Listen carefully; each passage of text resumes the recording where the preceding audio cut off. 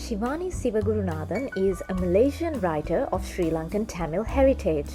Her career publishing fiction and poetry in numerous channels and platforms began over 20 years ago. Shivani's debut collection of short stories, Wildlife on Coal Island, was published in 2012 by HarperCollins India. Drawing in part on a Jaffna of a different age, her novel Yalpanam was published in 2021. Shivani's stories and poems have been anchored in a Malaysian context and often framed by an intersection between realism and the metaphysical. Shivani is also an academic who teaches creative writing at the Malaysia Campus of the University of Nottingham. Good morning, and today we have with us Malaysian writer Shivani Sivagurunathan, who is an academic, creative practitioner, and the author of Yalpanam, the latest starlet to join the Malaysian English literary network. So we've been trying to catch up for a while, so finally we have made it. Yes. Hopefully today we will talk a bit about Yalpanam, how it's going, where it's going, if it's going somewhere at all, right?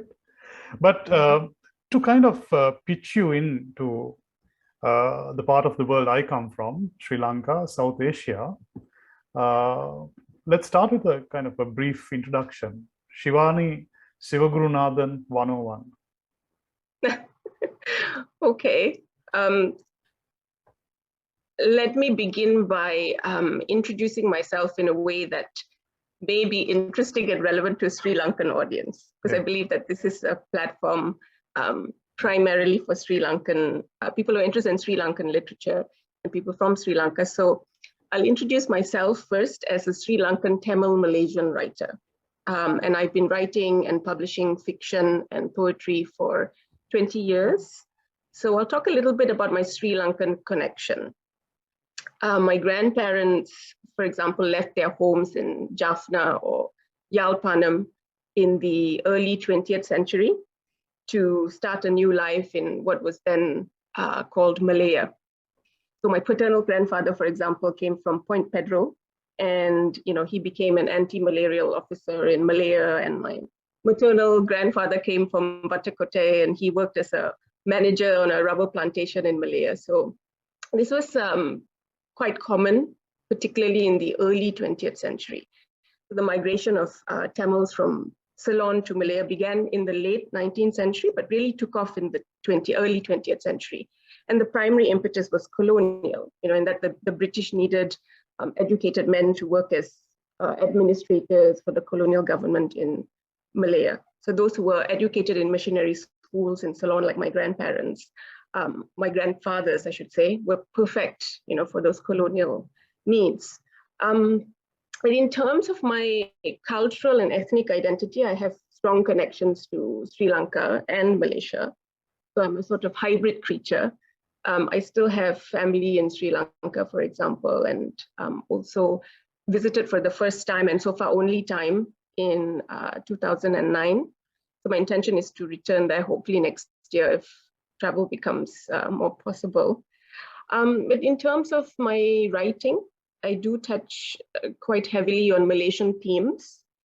But of course, because of my position as a Sri Lankan Tamil Malaysian, the concerns of the Sri Lankan Tamil diaspora here are important for me. Hence, my novel Yalpanam, which draws on some of these diasporic themes as well as Malaysian ones. Yeah, that satisfies, yeah. I think that's a kind of a brilliant introduction, places you right on the map, how you kind of come into Sri Lanka, though your ancestors went away from Sri Lanka, how you come into Sri Lanka. So tell us about Yalpanam a little bit, about the book, and I would say at a glance, what would really attract a Sri Lankan reader to the book is the title itself. It says Yalpanam. So they're expecting kind of a big fish in it, connecting with Sri Lanka. So what is it about? And without killing the suspense, what does Yalpanam come in? Yeah. I'll try my best. Okay, the novel Yalpanam, maybe I'll show the cover. Can you see it? Yeah. Okay, so the novel Yalpanam in essence, is about revisiting, reclaiming, and releasing the past.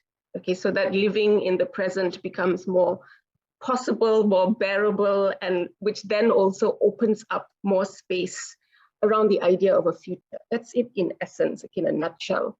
When the novel opens, everything is sort of bleak and uncertain, and the characters have to embark on journeys that eventually illumine their paths. But this is not always smooth as these things go.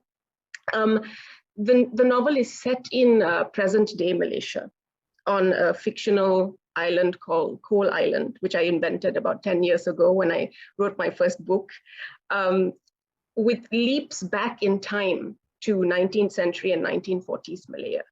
There is one scene at the end of the novel where one of the central characters, Pushpanaigi, revisits her village in Yalpanam.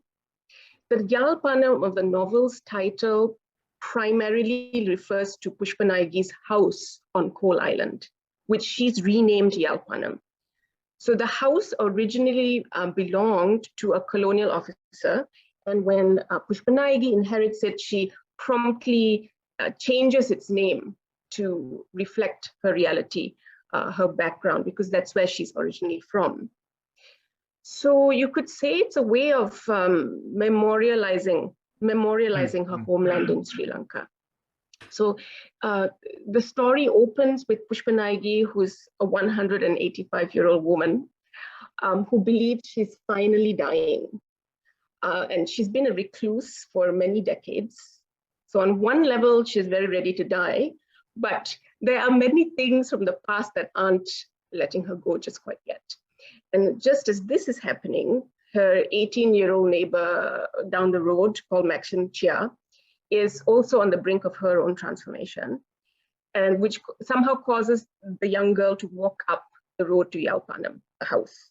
And the rest is history. A friendship between them blossoms and creates big changes for both of them, including sending Pushpanaigi back in time, primarily to 19th century and 1940s Malaya, but also briefly, as I mentioned earlier, to 19th century Ceylon.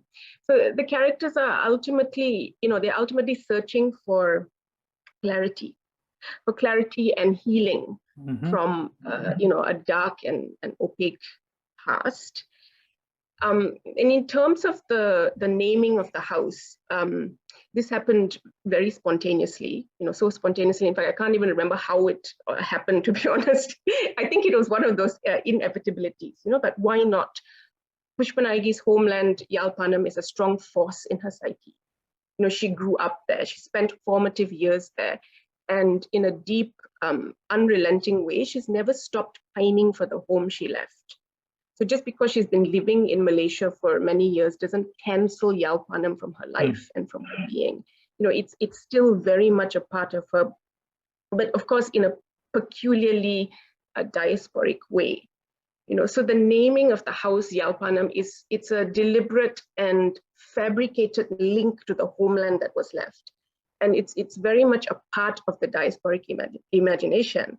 The transferring of the name to the new land is a way of keeping some kind of connection alive, even if it's a connection that's no doubt changed, right, by the sheer fact of migration. So it's a sort of reimagining of home, a reconstitution of home, as a way of carrying the complexity and hybridity, that are natural consequences of having left one's homeland.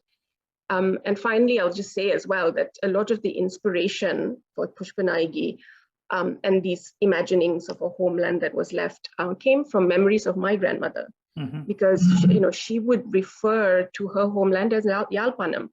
And I believe the word, also because it had great emotional value for my grandmother, landed, in my own heart and psyche in a deep, impactful way, and has come out in this fashion. Yeah, I think with that background, I think we are pretty much set for a bit of Yalpanam. But before going there, I think since you also mentioned your early writing, I would like to ask how Yalpanam kind of juxtaposes with your general writing, what you have done before, whether it connects or whether it takes off, whether it's a departure point or whether it's an arrival? How would you like explain that map for us? I'm going to give you a frustrating and cagey answer because I think in many ways this book is different, from my other work, and in many ways it's also similar. I'd say it's different because this is my first novel, my first published novel. I'd written several other unpublishable novels over the course of 10 years, but this is the first, I would say, successful novel in the sense that it's complete and published. And so, as the first novel, it's the first time I've creatively explored in a sustained and epic way, issues and ideas that have always interested me, such as diasporic identity, specifically the Sri Lankan Tamil one in Malaysia, as well as the Malaysian Chinese one. But it's not the only theme, but I would say that it's a pretty important one. And also I would say that this is the first time I've landed so close to home, as it were, in terms of having a Sri Lankan Tamil Malaysian as one of my central characters. Because my first book, Wildlife on Coal Island, was a collection of short stories that explored the quirky and lonely lives of multicultural Malaysians on Coal Island, this island that I created then. And the second book, Yalpanam, still situates itself within the diverse and colorful landscape of multicultural Malaysia, but it also zooms in to some extent on the Sri Lankan Tamil context in Malaysia. I have written about this in smaller ways, I would say, prior to the novel, particularly in poetry. So for example, I have a published poem called The Road to Jaffna, which I wrote after my trip to Sri Lanka in 2009. And I also have essays on this topic of diaspora and Sri Lankan Tamil identity in Malaysia. I posted a piece, for example, on my blog, which is on my website. I would say that the central themes of my writing still remain such as the connection between the metaphysical and the socio-cultural. I'm obsessed with this. And between the seemingly ordinary and mundane and the extraordinary. And also about lonely people, lonely, displaced people finding their place in this world, finding their means of belonging. I think, Shivani, give us a taste of Yalpanam. I think you can take your time, just. Okay. Okay, so I'm predictably going to read from the scene in Ceylon, since we have a Sri Lankan audience. So this is from the section set in 19th century Ceylon, when Pushpanaigi is still in her village in Yalpanam. And this section marks her departure from Yalpanam. Her young sister has died, and there's now talk of her leaving for a better life, and the section ends with her arrival in Malaya.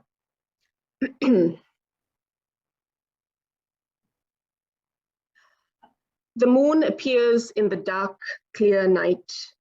Then the sun beams in the sky, and later the moon comes again and goes, and the sun, 2 more moons, 2 more suns. Pushpanaigi will not sleep. Akka, Akka, the dead child screams all night and all day, screaming, pleading for help. But Pushpanaigi cannot save the drowning child. Akka, Akka, the gasping, the small eyes squeezing shut, the pure, absolute fear on the young face. Akka, Akka, but Pushpanaigi is motionless on the banks of the river. She cannot swim, does not know what to do, what she must do. Help, she shouts, help. But there is no one there. They are alone by the river in the forest. She closes her eyes, walks into the water, and prays that somehow her feet will know what to do. But the water gets deeper and deeper, and her body sinks. Her eyes meet the water. Her arms go everywhere, and she pushes herself back somehow. She pushes herself safely back to the shore and gasps. Kalyani, Kalyani, but the water has taken the child. Kalyani, there is only silence now, and the drowsy song of a river bird. There is nothing more for you to do here, Pushpanayagi, her mother says. Even your sister is dead. The farm is not doing well. You're hearing? Kanagalingam Mama says. But Pushpanayagi cannot speak. She glances at her mother and at her mother's brother with a fallen, faraway look. When you are in that other land, her mother says, you and Mama can send back money. You cannot stay here anymore, Pushpanayagi, doing nothing. Tell me, Pushpanayagi, which man is going to marry you? You're so old now. Not even a cripple will want you as his wife. Yes, Pushpanayagi, her mother says, listen to your mama. No one in this village or the next village wants to marry you. Listen to your mama. I am a kind man. I'm willing to marry you and take you to the other land. How is this other land, Tambi? There are houses there, Akka, real houses, not huts. The white man prefers that place to Ceylon. He lets them build proper houses. There is no mud there. How can there be no mud? It is a good land, Akka. Some are calling it Malaya. But I've not heard of anybody else going to Malaya, Tambi. The Indians are already going. There are many plantations there. It is a rich place. People here don't know yet. We will be among the first ones from Ceylon to go. We are lucky. I've made friends with the British. They will take care of us when we get there. It is settled. Pushpanayagi will marry you and you will take care of her in the other land. What will you give me, Akka? You can take 2 cows. I have a necklace too. It has 1 or 2 pearls on it. Very well. We don't have money for a big ceremony. We will do it quietly and quickly. And then we will go on the big ship. Ship, ship. The ship is breathing so loudly, 100, 200 people waiting like her, waiting, walking, talking. Goodbye, write to me, come back later on another ship. Goodbye, goodbye. Where is he? Where is he? Ship, the big ship. A woman beats a drum and sings. Take me to my mother's land. I, oh, Ma Durga, take me to my mother's land. The time has come for me to go home. I, oh, Ma Durga, Ma Durga. I have been waiting for too long. Lady, are you going on this ship or not? A white man asks Pushpanayagi. Yes, yes, but let us wait until this woman has stopped drumming. You silly people. You either get on or not. We can't be waiting around for you to finish singing, listening to asinine songs. He walks away and the woman stops playing her drums. Now she only sings in low, mournful tones. Take me to my mother's land. I, oh, Ma Durga, take me to my mother's land. I've cried too many tears. I, oh, Ma Durga, Ma Durga, Ma Durga. I've gone too far from home. A whistle blows. Where is he? Where is he? Loud sounds are coming out of the ship. The poor ship is trying to breathe. So are you getting on, lady? The white man asks again. Yes, in a short while. I'm waiting for someone. The ship will start moving in a few minutes. Okay, thank you. Tall people, short people, fat people, thin people, they are all going on the ship, the big ship like a Rakshasa. Hide, hide in between 2 fat women. The big men will not see. Bend the whole body, make the body small so they won't see. Inside the ship, are they looking? Can they see no ticket in a hand? Move, move, where is he? Is he that man? That man? No, no, no. He's not coming. He's not coming. She goes out onto the deck. The ship starts to move. At the harbor were crowds and him. There he is, standing and looking and smiling, smiling and waving at her. at her, seeing her go on the ship, away from the village, from the land, from the farm, from Amma, from Kalyani in the water. Days and days, cold, salty nights, stars, so many stars, big moon, thin moon, wind colder than early morning well water. Water, water, big waves, no waves, Kalyani's face. Akka, will you see tigers there? People there will be like us? Akka, where are you going? Don't leave me, Akka. Come into the water with me. The water is too cold. I cannot breathe. Come for me. Come for me. I'm scared. The water is black. Take me also. I want to go also. Akka, I want to go. I am so sleepy, so sleepy. I cannot open my eyes. A horn blows. Her feet touch the ground. Her mouth tastes the hot, salty air. The trees look like the trees in the village, but there's something else here, something strange. The air smells of another kind of soil. Yellow men, light brown men, dark brown men, pale-skinned women, women darker than her, stand around, laugh, talk, eat, stare, and stare at the new people coming off the ship. A rooster crows. She picks up her cloth bag, grips it tightly, looks at no one, and walks into the crowd. Thank you.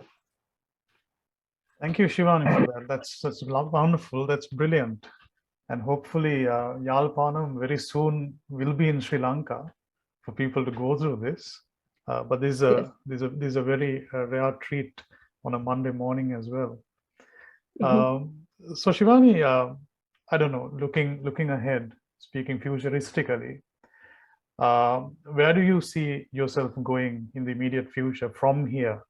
So I'm speaking maybe 2022, 2023, your immediate creative pathway ahead. Well, I'm currently working on a new novel, which is also set on Coal Island in Malaysia. I'm just at that point when I'm doing research and spending time with my characters and getting to know them and the world they live in, which I love this part. I love this part of the process because it's always a discovery. I can't say much more about the novel because it's still being worked on. But just before Yalpanam was published, I had been working on a collection of nonfiction essays, one of which actually is an exploration of 19th century Ceylon and the migration of Tamils to Malaya. So I'll be editing this collection soon and hopefully publish it at some point next year.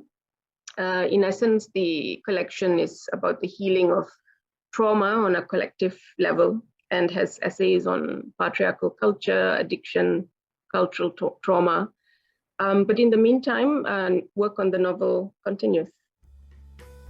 Lovely. Thank you, Shivani. And hopefully, while all that is taking place, the next time we meet will be in Sri Lanka. Hopefully that trip you're planning works out as well. Yeah, hopefully next year. Hopefully next year. Thank you, Shivani. Thank you for joining us. Thank you so much. Thank you for having me.